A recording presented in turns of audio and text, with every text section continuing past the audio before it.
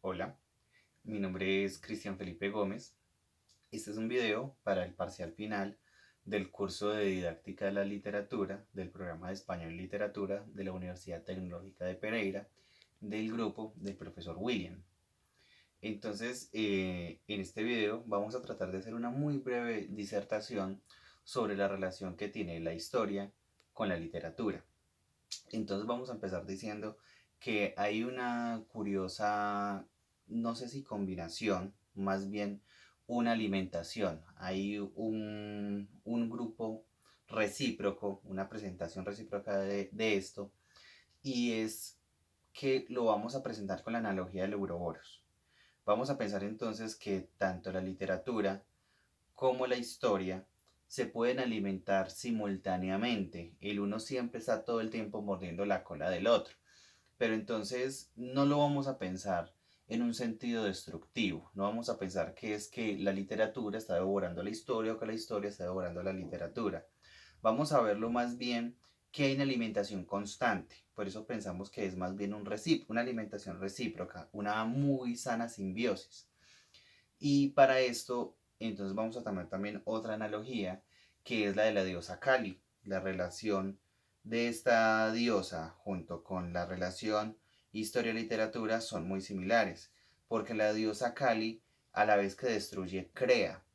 Y vamos a pensar que entonces, en una cierta medida, todo tipo de creación también es un tipo de destrucción. La poiesis atiende entonces a tomar la destrucción de los símbolos, de nuevo, no en una forma negativa, sino en una destrucción para reconstruir nuevamente y hacer su creación. De ahí entonces viene el término poiesis, como eso ya lo sabemos. Entonces lo vamos a situar con la historia y vamos a ver que la historia es un componente importantísimo de la literatura y a su vez dentro de la historia la literatura también tiene un muy importante actuar. Pero entonces vamos a empezar tanto a establecer relaciones también como a establecer diferencias.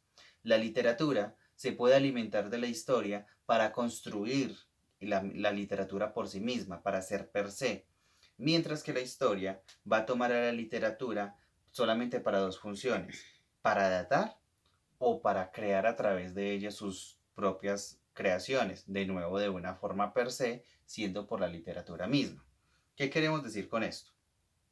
Que la literatura puede llegar a tomar a la historia para construir a través de ella, pero entonces no todo el tiempo la literatura va a buscar decir verdades, y en eso tiene tanto diferencia como similitud con la historia. Entonces ahí vemos que de nuevo la analogía de la diosa Kali, del el Uroboros, va a estar presente.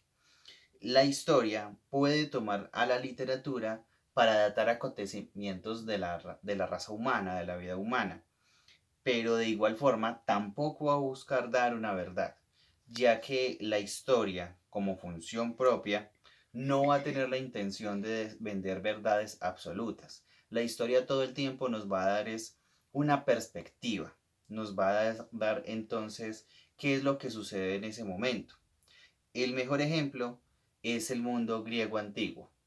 Vamos a ver que, por ejemplo, una cosa es como los griegos nos cuentan el mundo, y otra muy distinta es cómo nos cuentan en la parte contrapuesta que estaban contra los griegos. Eso quiere decir que la historia va a depender mucho del cronista de su época, del cronista de su historia. La historia va a depender de quién la cuente y cómo la cuente.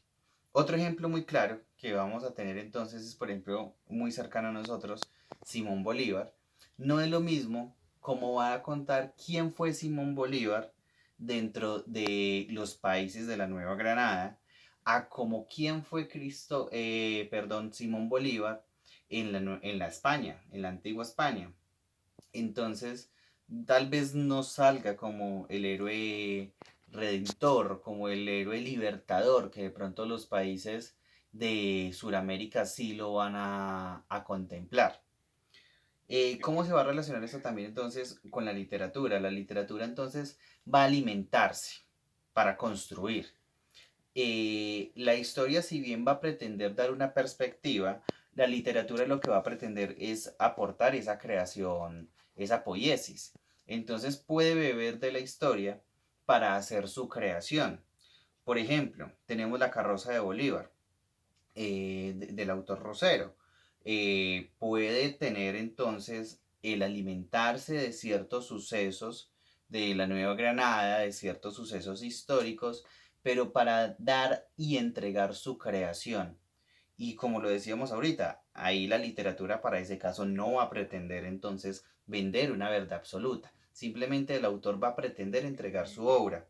Aunque ya ahí entraríamos entonces también en otras características de la literatura, que no es lo mismo la novela histórica a que simplemente se haga basado en, o que se utilice la literatura para entregar hechos dentro de la literatura que sí va a ser histórica para ciertos ejemplos, para entonces entregarle a ese lector.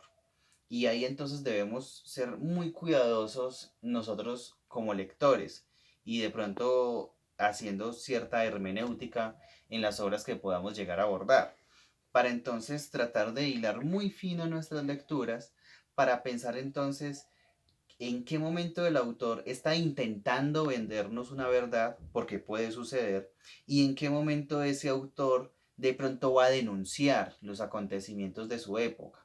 O en una tercera instancia, en qué momento el autor va a pretender entonces crear a partir de lo que ya supone sobre la historia, para dar entonces finalmente es una creación artística y utilizar simplemente esos momentos históricos como su recurso, como su entorno.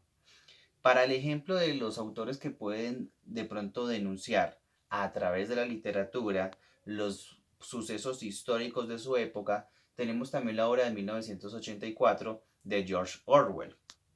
Por ejemplo, en ella vamos a situarnos en la mitad del siglo XX, aproximadamente en el año de 1959.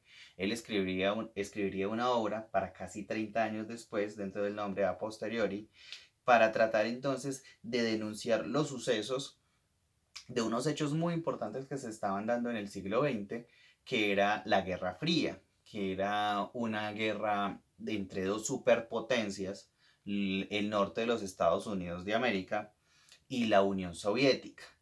Entonces el autor quería denunciar ciertas perspectivas que él encontraba de parte y parte. Entonces teníamos por un lado el capitalismo, teníamos por un lado el socialismo, el comunismo, teníamos dos gotas, una gota de agua y una gota de aceite, para entonces decirnos que a él no le parecía que lo que nos estaban vendiendo de parte y parte fuera de pronto ese paraíso que tal vez intentaba entregar cada potencia.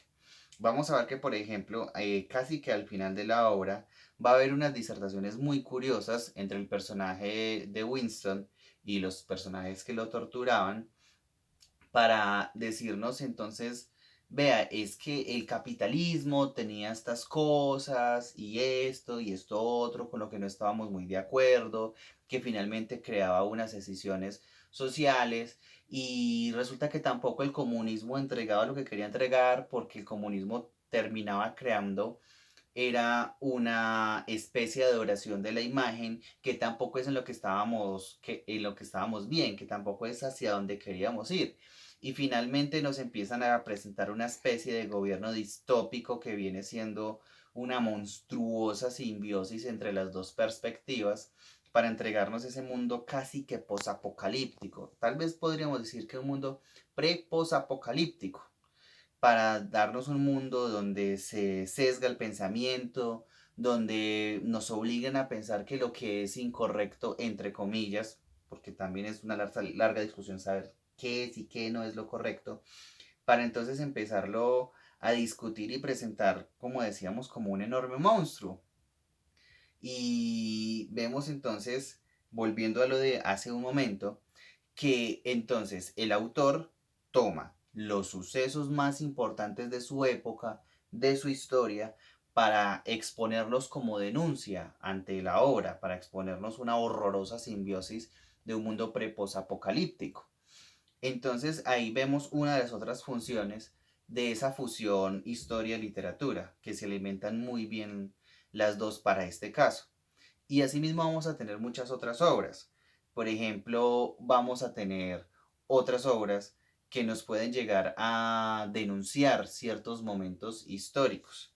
Tal vez ese sea el mejor ejemplo. Dentro de la literatura tenemos una frontera, tenemos un campo enorme, más bien no tenemos fronteras para llegar a todo ello.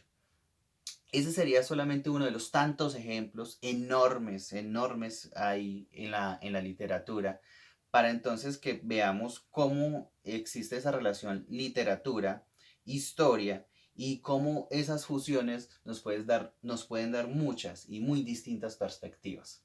Eso era lo que les quería presentar. Muchas gracias.